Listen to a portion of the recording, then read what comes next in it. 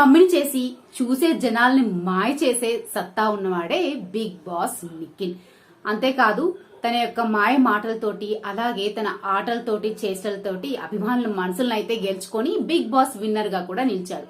అయితే అందరి big boss winners life లో జరిగినట్టే పాపం నిఖిల్ కూడా బయటికి వచ్చిన తర్వాత అవకాశాలు పెద్ద లేవు. బిగ్ బాస్ టైటిల్ గెలిచి హౌస్ లోంచి బయటకు వచ్చిన తర్వాత ఇదిగో ఈ సినిమా చేస్తున్నాడు, ఆ సినిమా చేస్తున్నాడు, ఇన్ని సినిమాలు రాబోతున్నాయి, ఇంత మంచి ఆఫర్స్ వచ్చాయి అని చెప్పి చాలా వార్తలు వినిపించాయి. కానీ బట్ ఇప్పటి వరకు అయితే సినిమా గురించి కావచ్చు, ఏదైనా సీరియల్ గురించి కావచ్చు, ఏమీ అప్డేట్స్ అయితే లేవనే చెప్పుకోవాలి. ఏదో డైరెక్టర్ అడిగాడనో లేకపోతే తన పర్సనల్ రీజన్స్ వలన గానీ చిన్ని సీరియల్ లో అయితే ఎంట్రీ ఇచ్చాడు. ఆ క్యారెక్టర్ చాలా బాగుంది, అందరికి కూడా నచ్చింది. బట్ ఎందుకు ఒక 3 వారాల కంటే ఎక్కువ కాలం కొనసాగలేకపోయాడు మన నిఖిల్ మలయక్కల్. మొత్తానికి ఎట్టకేలకి ఒక సంవత్సరం తర్వాత ఒక మంచి ఫోక్ సాంగ్ తో అయితే మన ముందుకు వచ్చేసాడు. ఆల్రెడీ ఈ సాంగ్ విడుదల అయిపోయింది, అందరూ కూడా చూసే ఉంటారు. మీకు ఎలా అనిపించిందో ఆ సాంగ్ అయితే కామెంట్ చేసేయండి.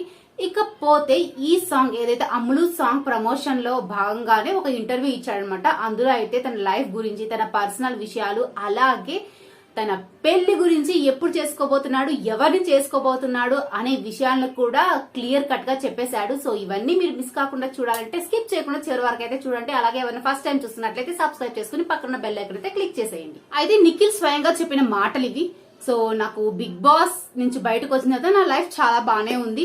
బట్ అఫ్ కోర్స్ మన లైఫ్ ని మనం ఎలా కావాలంటే అలా మలుచుకోగలగడం మన చేతుల్లోనే ఉండాలి. ఆఫర్స్ వస్తున్నాయి, బట్ సెలెక్టివ్ గానే సెలెక్ట్ చేసుకుంటున్నాను. అందులో భాగమే ఈ అమ్ములు సాంగ్. ఈ సాంగ్ సెలెక్ట్ చేసుకోవడానికి గల కారణం ఏంటంటే ఈ సాంగ్ నాకు చాలా బాగా నచ్చింది. ఎందుకో ఈ సాంగ్ ద్వారా నా ఫ్యాన్స్ ఏదైతే కోరుకుంటున్నారో దాన్ని నేను ఇవ్వగలను అని నా మనసుకు అనిపించింది, అందుకే చేశాను. ఖచ్చితంగా ఎవరైతే నా ఫ్యాన్స్ ఉన్నారో వాళ్ళకి మీరు ఎక్స్పెక్ట్ చేసింది ఖచ్చితంగా ఈ సాంగ్ లో ఉంటుంది, తప్పకుండా అందరికి నచ్చుతుంది, అలాగే చూడండి అని చెప్పుకొచ్చాడు. అంతేకాదు ఇంకా ఫర్దర్ ప్రాజెక్ట్స్ ఉన్నాయి, సినిమాలు గట్రా చేస్తున్నాను. బట్ దాని గురించి నేనైతే రివీల్ చేయను, ఎందుకంటే అవి ఆ ప్రొడ్యూసర్స్ రివీల్ చేసేంత వరకు నేనైతే చెప్పను. ప్రాజెక్ట్స్ వస్తున్నాయి, చాలా మంచిగా సెలెక్టెడ్ గానే చూసుకుంటున్నాను. తప్పకుండా మీరు కోరుకున్నట్టు నా 100% ఎఫెక్ట్ పెడతాను, మీ అందరికి నచ్చేలాగే చేస్తాను అని అయితే చెప్పాడు. ఇదంతా పక్కన పెడితే మన నిఖిల్ గురించి అందరికి తెలిసిందే. తన మాటల ద్వారానే చాలా మందిని ఆకట్టుకునేస్తాడు. అలాగే చేసి బిగ్ బాస్ లో చాలా మంది మనసులను గెలుచుకున్నాడు, విన్నర్ గా కూడా నిలిచాడు. ఈ విషయంలో అయితే నిఖిల్ కి పోటీ ఎవ్వరు రారనే చెప్పుకోవాలి. ఎందుకు ఇదంతా చెప్తున్నానంటే ఇంతటితో ఆగకుండా ఇంటర్వ్యూలో ఇంకా తన పర్సనల్, అలాగే రీసెంట్ గా తను చేస్తున్న కిరాక్ బాయ్స్ కిలాడి గర్ల్స్ షో గురించి కూడా ప్రస్తావన అయితే తీసుకొచ్చాడు. అందరికీ తెలిసే ఉంటుంది, కిరాక్ బాయ్స్ కిలాడి గర్ల్స్ షోలో అయితే అనసూయతో పెద్ద మాటలు యుద్ధం నడిచింది నిఖిల్ కి అనసూయకి. సో అనసూయ అయితే నేను మాట్లాడేటప్పుడు ఎవరికి మాట్లాడే రైట్ లేదు అంటే దానికి కూడా నిఖిల్ ఏ మాత్రం తగ్గకుండా మాట్లాడే హక్కు నాకు ఉందంటూ ఒకరి మీద ఒకరు మాటల యుద్ధమే జరుపుకున్నారు. సో ఆ ప్రస్తావన కూడా తీసుకొచ్చాడు. ఒక షో అన్నాక ముఖ్యంగా ఈ కిరాక్ బాయ్స్ కిలాడి గర్ల్స్ షో అనేది ఒక రియాలిటీ షో. సో ఇదంతా స్క్రిప్టెడ్ కాదు, యాక్చువల్ గా అప్పటికి ఏం అనిపిస్తుందో అదే జరుగుతుంది, అలాంటి మాటలే అనేస్తారు. సో చాలా మంది ఎమోషన్ కూడా అవుతారు, అలాంటిదే ఇది కూడా అన్నమాట. అంతేకాని ఇదంతా ఏదో స్క్రిప్ట్ అనుకోని అలా అనుకోవద్దు. ఇన్ఫాక్ట్ ఏంటంటే అక్కడ జడ్జిలు కావచ్చు ఎవరైనా వాళ్ళు చేసిందే కరెక్ట్ అనుకుంటారు, మనం చేసేది తప్పు అనుకుంటారు, అది ఫ్యాక్ట్. సో దాన్ని మనం ఒప్పుకోవాలి కూడా అని అయితే చెప్పుకొచ్చాడు. అంతేకాదు ఒక షో జరుగుతున్నప్పుడు నన్ను ఇష్టపడే వాళ్ళు కొంతమంది ఉంటారు, వేరే వాళ్ళని ఇష్టపడే వాళ్ళు కొంతమంది ఉంటారు, ఎవరి ఇష్టాలు వాళ్ళకి. అంతేగాని నేను ఎవరిని శత్రువులుగా చూడను.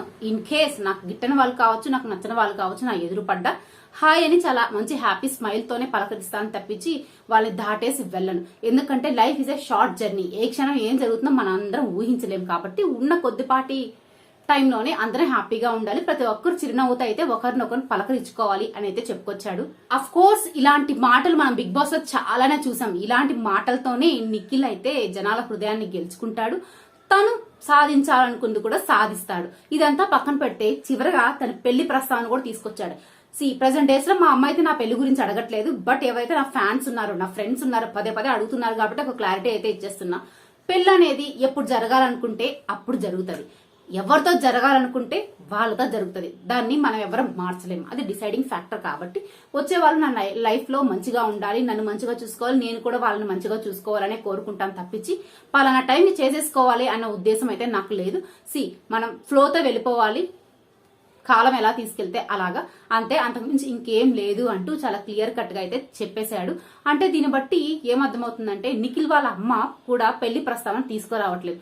ఇన్ఫాక్ట్ కావ్యతో బ్రేకప్ అయింది కదా, సో తిని కోలుకోవడానికి కొంచెం టైం పడుతుంది కాబట్టి ఆ టైం పీరియడ్ డ్యూరేషన్ మనం ఫ్రీగా వదిలేద్దామని అనుకుంటున్నారో, లేక ఎలాగో కావ్యం చేసుకోవాలని చెప్తున్నాడు కదా, ఇంకెందుకు నాకు ప్రాబ్లం, సో టాఫీగా సంబంధాలు చూసి చేద్దాం అనుకుంటున్నారో నాకు అర్థం కావట్లేదు.